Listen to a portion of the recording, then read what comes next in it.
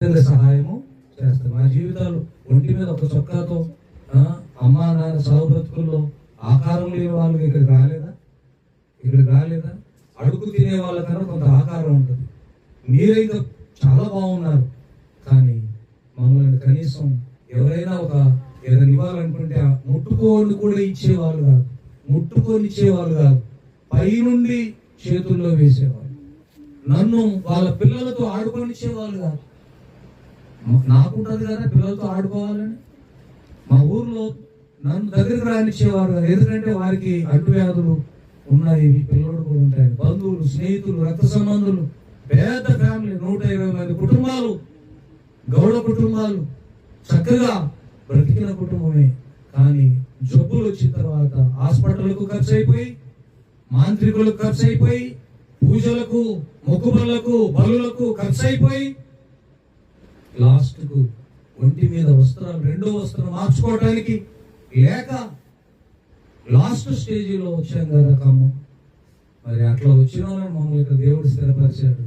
ఇలా ఇంత గొప్ప జీవితాన్ని దేవుడు ఇచ్చాడు కదా. దేవుడు స్తోత్రం, హల్లెలూయా. నమ్మదగిన దేవుడు. రుచి చూశాం కదా, మాకు చేశాడు కదా దేవుడు, మా జీవితాలు కలిగించాడు కదా. ఎందుకు లోబడ్డాం? ఎందుకు ఆయన పాదాలు కాలు పట్టుకుని వదలలేదు. కష్టాలు వచ్చాయి, అవమానాలు వచ్చాయి, నిందలు వచ్చాయి, కరువులు వచ్చాయి, ఎన్నో పరిస్థితులు ఎదుర్కొన్నాం. సేవలోకి వచ్చిన తర్వాత కూడా ఎంతో మంది నా జీవితాలు, నేను కట్టుకున్న చర్చిలు కానీ, సంఘాలు కానీ మొత్తం తొలగించేశారు. ఎన్నో ఊర్లు తిరిగాం.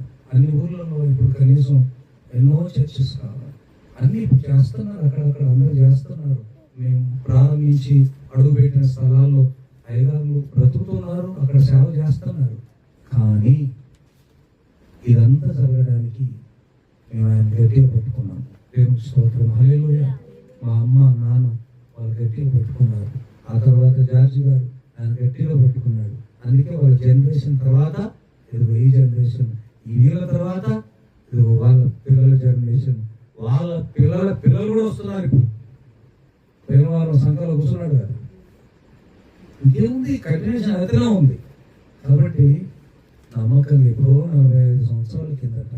కాబట్టి మీకు 2 చేతులు జోడించి చెప్తున్నాను, రాములు మారాలి. ఆరోగ్యాలు ఇప్పటికే పోయినాయి, చాలా కష్టం. ఎందుకంటే ఇప్పుడు మారి ఏం చేయాలి గారంటే, అప్పుడు మారమంటే ఎందుకు మారలేదు? అప్పుడు ఇక మా వల్ల కాదులే అన్నారు. ఆ మధ్యలో అడిగితే ఇక కష్టమేలే అన్నారు. ఆ తర్వాత అడిగితే ఈ అలవాటు పోయేటట్లేదన్నారు.